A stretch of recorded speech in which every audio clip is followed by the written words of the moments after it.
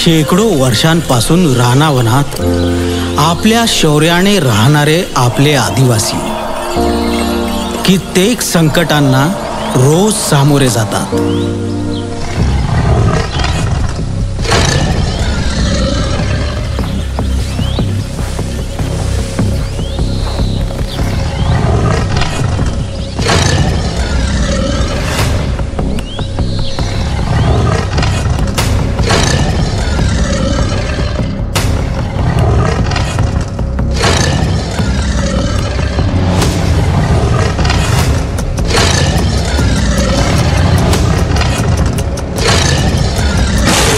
आई जगदंबे,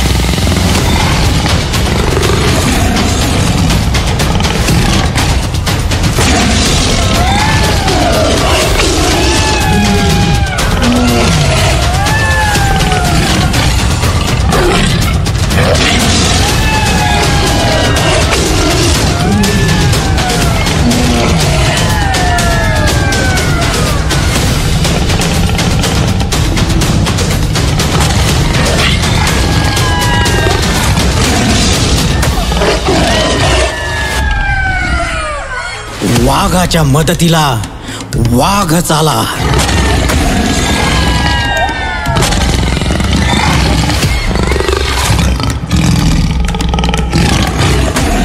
तसाच वाघाच्या कुळात वाघच जन्माला येतो.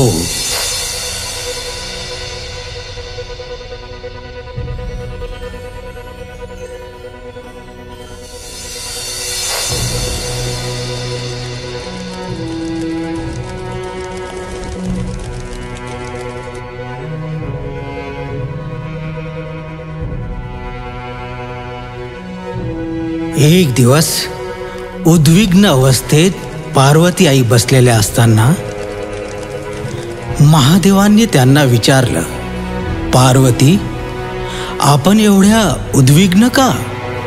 स्वामी, लक्ष्मी आणि सरस्वतीचे असे कुटुंब, पण माझे का नाही? तीर्थास जाण्यास असावे आपुलेही कुटुंब स्वामी. असे कसे बरे व्हायचे? तुम्ही आहात तुळजापूर वासिनी जगदंबा. तुमचे कुळात असे तुमचे आदिवासी कुटुंब, तेथे स्वतः महाविष्णू घेतील अवतार अकल्पित.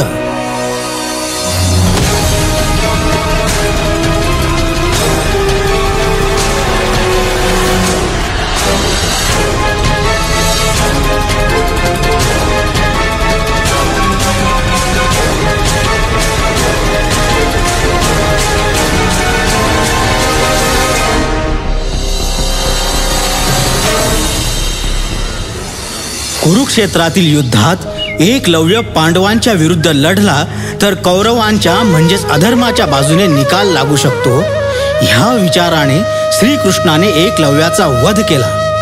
परंतु एकलव्य मृत्यूशय्येवर असताना श्रीकृष्णाने त्यास वचन दिले की मी कलियुगात तुझ्या कुळात जन्म घेईल. ह्याच वचनाच्या आधारे भोलेनाथ पार्वती आईस सांगतात, ती वेळ आता आलेली आहे जेव्हा स्वतः महाविष्णू आपल्या कुळात आदिवासी परिवारात जन्म घेणार आहेत आणि त्या अवताराची सूचना त्यांना लगेच मिळणार आहे. देवी आपल्या नित्य नेमाप्रमाणे धामणगाव देव येथील भोपाजी अंबोरे श्री तुळजापूर देवीचे दर्शन घेतात आणि आपल्या कोटमध्ये ठेवलेली देवीची ओटी भरतात. प्रसाद घेऊन निघताना जंगलाच्या वाटे असताना त्यांना असे जाणवते की त्यांच्या कोटाच्या आतल्या खिशातली ओटी जशीच्या तशीच आहे. ते विचार करतात, ओटी भरायला विसरलो की काय, म्हणून ते पुन्हा मंदिरात जातात, दर्शन घेतात, ओटी भरतात आणि पुन्हा वाटेने निघतात. परंतु त्यांना पुन्हा असे जाणवते की ओटी त्यांच्या कोटाच्या आतल्या खिशातच आहे. त्यांना आश्चर्य वाटते. ते पुन्हा जातात, देवीची ओटी भरतात आणि पुन्हा वाटेने जातात. परंतु त्यांना पुन्हा असे जाणवते की ओटी तर आपल्या कोटातच आहे. असे कसे बरे व्हायचे? ते उद्विग्न अवस्थेत बसतात आणि विचार करतात. आपली आई, आपली देवी आपल्यावर कोपली तर नसेल ना? ती आपली ओटी का स्वीकारत नाहीये? अतिशय उद्विग्न अवस्थेत असताना अचानक एक चमत्कार घडतो. प्रत्यक्ष आई जगदंबा त्यांच्या समोर अवतरित होते. ते आश्चर्यचकित होऊन भावविभोर होतात. आईला हात जोडून म्हणतात, हे आई, माझे काही चुकले असल्यास मला क्षमा कर. आई म्हणते, भोपाजी, तुमच्या कुळात देव स्वतः अवतरणार आहेत. त्यामुळे ही ओटी तू सोबत घेऊन जा आणि तुमच्या गावी मंदिर स्थापन करा. देव तुमच्या सुनेच्या पोटी अवतरणार आहेत. कल्याणमस्तू.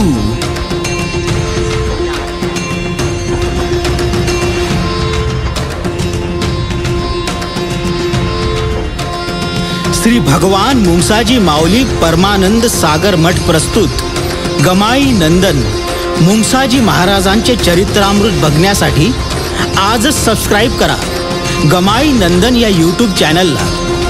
जय माऊली.